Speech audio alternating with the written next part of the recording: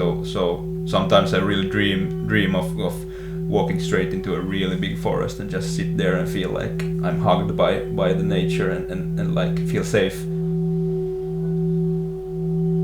I think sometimes the fog can do the same thing. I feel like the space gets smaller. Maybe it's even easier to concentrate when you don't have the whole open world all the time in front of you. We have given a lot of energy and many of our young years. We jumped onto these projects pretty much straight after school, after studying. So this was our first real job.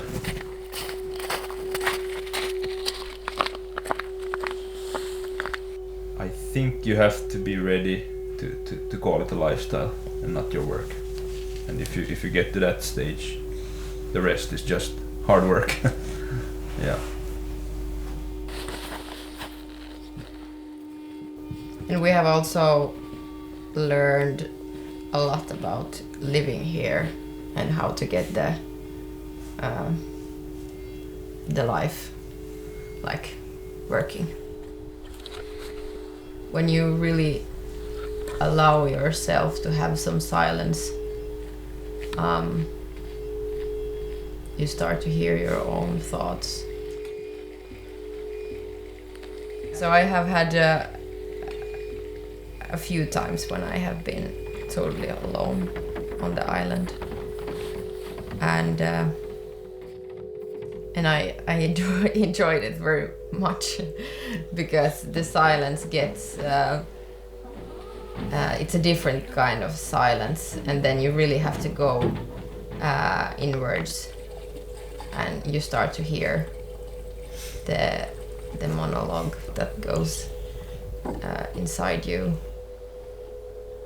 I think that the time changes a bit. You start to go in a different kind of rhythm if you really allow yourself to go into the silence and see your patterns more clearly. But I think also to have a like that long period of silence, it can be a bit scary, especially if you're not used to. I think it was the first year we came, and the ice was really thick and nice, and it had a lot of fresh soft snow on it, and there was zero wind, and the snow like softened everything, and the silence was so silent that I started hearing my heart and my pulse, and all these small sounds became so big because there were no other sounds. So that feeling, I've been waiting for a winter like that. Since then it hasn't happened yet. We have had ice but not that kind of snowy landscape, so that was a big experience.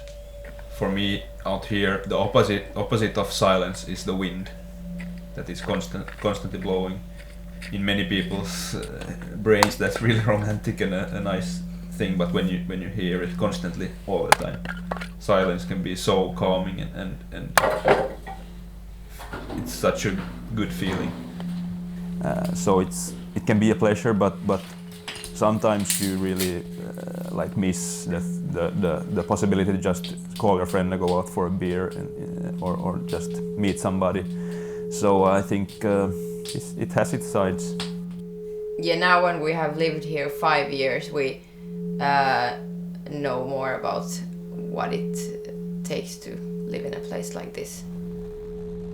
It's when you have to go away from here or come to this place when the problem starts. Yeah, and when the outside world, like the society, puts some kind of expectations on you. If you could just live here and just be dee-ba-da-ba-doo, then it would be easy. But then when you have to get to a place and the nature decides different, then the problem starts.